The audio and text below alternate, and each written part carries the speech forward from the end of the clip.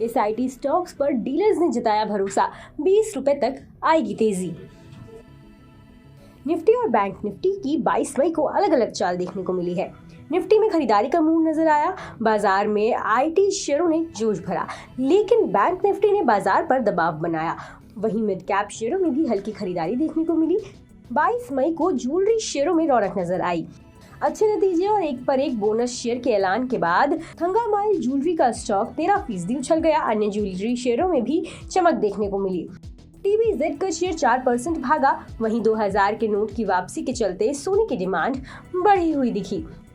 ऐसे में dealing rooms में किन दो स्टॉक्स में सबसे ज्यादा हलचल रही है, चलिए आपको बताते हैं। HCL टेक, 22 मई को डीलर्स ने इस आईटी स्टॉक में खरीदारी की सलाह अपने क्लाइंट्स को दी है। डीलर्स का कहना है कि FIIs की तरफ से आईटी शेयरों में खरीदारी देखने को मिली। डीलर्स के मुताबिक HCL का शेयर 15 से 20 रुपए तक चढ़ सकता है। वहीं आईटी शेयरों में डीलर्स की BTST यानी आज खरीदने और कल बेचने की सलाह है। तो अगर आज आपने इस स्टॉक को खरीद लिया है तो कल इसे बेच के अपना मुनाफा कमा सकते हैं। आईटी शेयरों के फ्यूचर्स में खरीदारी होती हुई दिखाई दी है। सन टीवी, दूसरे स्टॉक के तौर पर डीलर्स ने सन टीवी के स्टॉक में अपने क्लाइंट से खरीदारी करने को कहा। डीलर्स ने इस स्टॉक पर पोजीशनल खरीदारी की सलाह दी है। डीलर्स के मुताबिक ये शेयर 6 से 7% तक चढ़ सकता है। वहीं जून सीरीज में शेयर में लॉन्ग बिल्डअप देखने को मिला है। बता दें कि CNBC आवाज पर हर दिन एक खास शो कमाई का अड्डा में एक खास सेगमेंट डीलिंग रूम चेक पेश किया जाता है, जिसमें यतिन मोहता सूत्रों के द्वारा ब्रोकरेज हाउस के डीलिंग रूम से ये जानकारी हासिल करते हैं कि आज किन दो स्टॉक्स में ब्रोकरेज ने अपने क्लाइंट्स को सबसे ज्यादा ट्रेड लेने की सलाह दी। डीलर्स ने आज कौन से शेयर खरीदे और बेचे हैं और आज के टॉप ट्रेडिंग आइडियाज क्या है। इसके साथ ही किस वजह से डीलिंग रूम में इन स्टॉक्स पर दाव लगा है या किस स्टॉक में आने वाले दिनों में कितने रुपए तक और तेजी नजर आ सकती है। बता दें कि यहाँ मुहैया जानकारी सिर्फ सूचना ही तो दी जा रही है। मार्केट में निवेश बाजार जोखिमों के अधीन है। निवेशक के तौर पर पैसा लगाने से पहले हमेशा एक्सपर्ट से सलाह लें। मनी कंट्रोल की तरफ से किसी को भी पैसा लगाने की यहाँ कभी भी सलाह नहीं दी जाती है।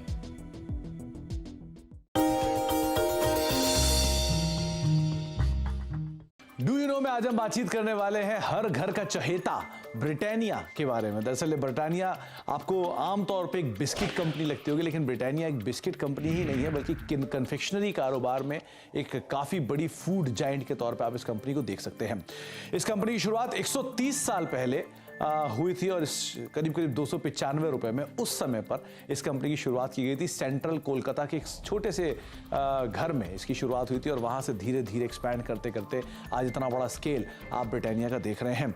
ब्रिटिश बिजनेसमैन ने एक स्मॉल हाउस में इस कंपनी की शुरुआत की थी, जिसको धीरे से या फिर बाद में विद टाइम एक्वायर किया गया था गुप्ता ब्रदर्स की तरफ से और इस कंपनी का नाम बन गया था VS ब्रदर्स। लेकिन विद टाइम इस कंपनी में मल्टीपल चेंजेस हुए ओनरशिप को लेकर, जिसके बाद और फेरबदल हुआ और एक ऐसा भी समय आया 1979 में जबकि नेबिस्को ब्रांड, जो ओरियो के एक संस्थापक के तौर पे जानते हैं, जिनको आप ओरियो बिस्किट को अगर आप जानते हैं तो वो नेबिस्को की ब्रांड रहे हैं, उन्होंने इस कंपनी को एक्वायर कर लिया था। एक मेजर स्टेक करीब 27-28% के आसपास स्टेक वो इस कंपनी के अंदर ओन करते थे। लेकिन जो एग्जिस्टिंग प्रमोटर है वाडिया ग्रुप ने, उन्होंने करीब 1990 में इस कंपनी को एक्वायर किया।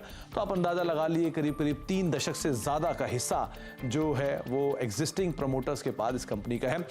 इसके अलावा एक और इंटरेस्टिंग फैक्ट ये भी है कि वर्ल्ड वॉर 2 जब हुआ था तो इस कंपनी को एक ऑफिशियल पार्टनर के तौर पर चुना गया था। जो ये कंपनी जो सैनिक थे उनको फूड बिस्किट्स प्रोवाइड कराती थी, जो कि उनके आगे के लिए कामकाज करते थे। तो एक बड़ा इंटरेस्टिंग फैक्ट ये भी है कि आर्मी को भी ये कंपनी सप्लाई करती थी वर्ल्ड वॉर 2 के अंदर।